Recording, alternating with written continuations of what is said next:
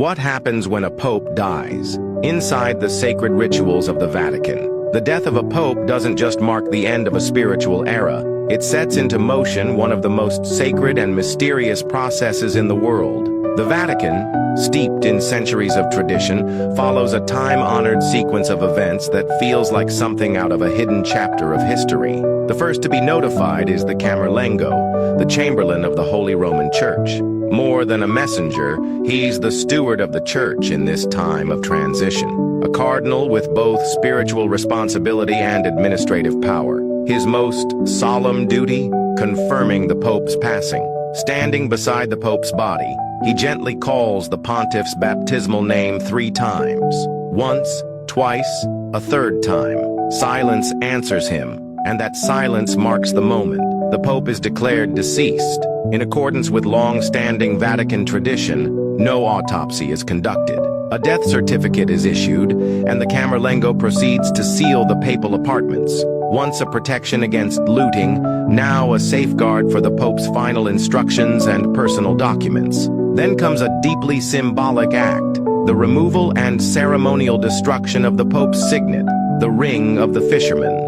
This ring, a mark of papal authority, is gently cut with shears in the presence of other cardinals. The gesture signifies the end of the Pope's earthly mission and prevents any misuse of his seal. Now the world must be informed. There's a clear order. First, the Cardinal Vicar of Rome, then the Dean of the College of Cardinals, who notifies the rest of the cardinals. The Holy See's ambassadors around the globe are contacted, followed by world leaders.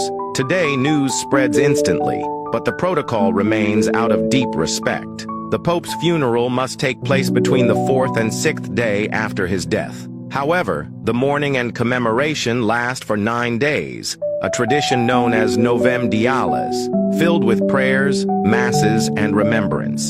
The Pope often leaves behind detailed instructions for how this farewell should unfold.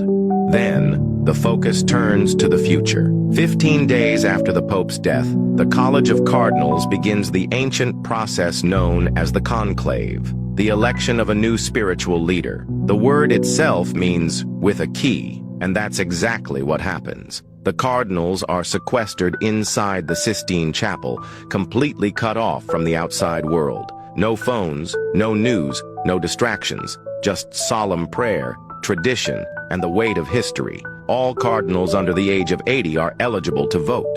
In a lesser-known detail, even cardinals under ecclesiastical penalties may still participate. The conclave begins with Mass.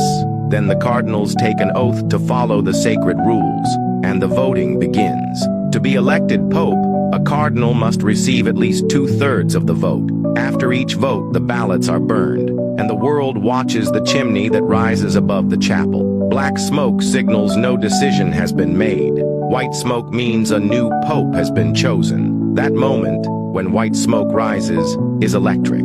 Bells ring out. The crowd roars. A curtain opens on the balcony of St. Peter's Basilica, and a cardinal steps forward to speak the iconic words, Habemus Papam. We have a pope, a sacred tradition, a new chapter, and the eyes of the world turn once again to Rome.